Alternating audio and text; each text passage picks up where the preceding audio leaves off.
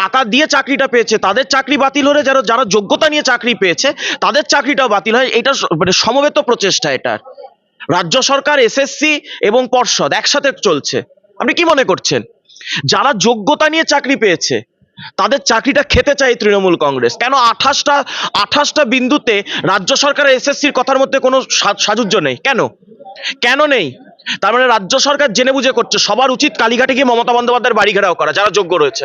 একটাই হয়, কালীঘাটে গিয়ে মমতা বন্দ্যোপাধ্যায়ের বাড়ি ঘেরাও করুন, ইট খুলে নিন মমতা বন্দ্যোপাধ্যায়ের বাড়ির থেকে।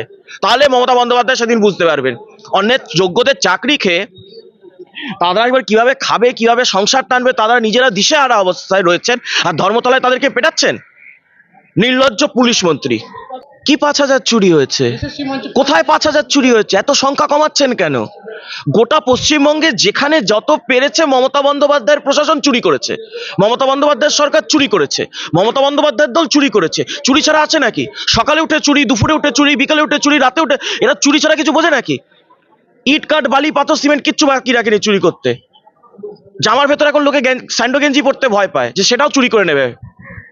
তৃণমূল কংগ্রেস চুরি করবে, তৃণমূল কংগ্রেস লুট করবে, খুন করবে, রেপ করবে, এটাই তো স্বাভাবিক। আপনি কি প্রত্যাশা করেন তৃণমূল কংগ্রেসের থেকে? আর 5,000 চুরি বলছেন আপনি? বনসহায়কে কত চুরি হয়েছিল? রাজীব ব্যানার্জিও তৃণমূলে, মমতা ব্যানার্জিও তৃণমূলে, দুজনে মিলে জবাবটা দিন না আজকে। ইয়েতে কত চুরি হয়েছে? গ্রুপ ডি, মুখ্যমন্ত্রী নিজের দপ্তর, কত চুরি হয়েছে? পুলিশের নিয়োগে কত চুরি হয়েছে? ওবিসি এ কোটার নাম করে পুলিশে ধরে ধরে মুসলমান, ধরে ধরে রোহিঙ্গা, ধরে ধরে জিহাদি কে পড়েছে একটু খোঁজ নিন, জানতে পারবেন। আপনি সুপ্রিম কোর্ট মানেন না? তো সুপ্রিম কোর্ট কেন বলছে যে ওবিসি এ কোটা দিয়ে যেভাবে চাকরি দেওয়া হচ্ছে সেটা অন্যায়, অবৈধ? ওবিসি এ কোটা দিয়ে কে পেয়েছে? আমার ভাই না আপনার ভাই? কে পেয়েছে চাকরি? পেয়েছে তো মুসলমানগুলো, পেয়েছে তো রোহিঙ্গাগুলো, পেয়েছে তো জামাতিগুলো, পেয়েছে তো জিহাদিগুলো।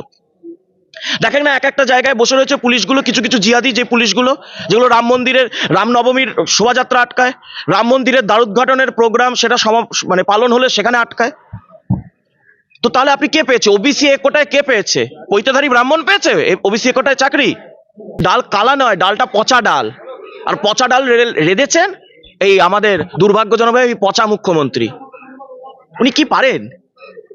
উনি কি করেন? লিপস অ্যান্ড বাউন্সের নাম দুর্নীতিতে আসবে না তো কি? হরিনাম সংকীর্তনে আসবে? Leaps and bounds, leaps and bounds, leaps and bounds করে হরিনাম সংকীর্তন হবে? দুর্নীতি মানে লিপস অ্যান্ড বাউন্স, আর দুর্নীতি মানে হচ্ছে অভিষেক ব্যানার্জি, মমতা বন্দ্যোপাধ্যায়।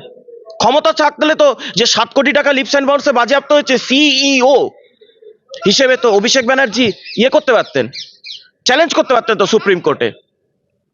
আজকে ধরুন আজকে আপনার মানিব্যাগ থেকে আপনার শুনুন না, আপনার মানিব্যাগ থেকে যদি আজকে ইডি এসে 100 টাকা বাজেয়াপ্ত করে, আপনি যদি পরিশ্রম করে কামান, তাহলে তো আপনি সেটা নিয়ে সুপ্রিম কোর্টে যাবেন, সুপ্রিম কোর্টে যেতেন তো।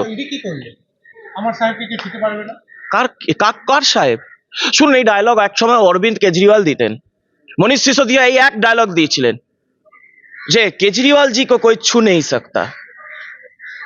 কেজরিওয়াল জেলেও গেছে, কেজরিওয়াল ভোটেও হেরেছে, আবারও জেলে যাবে। এটা অপয়া কথা।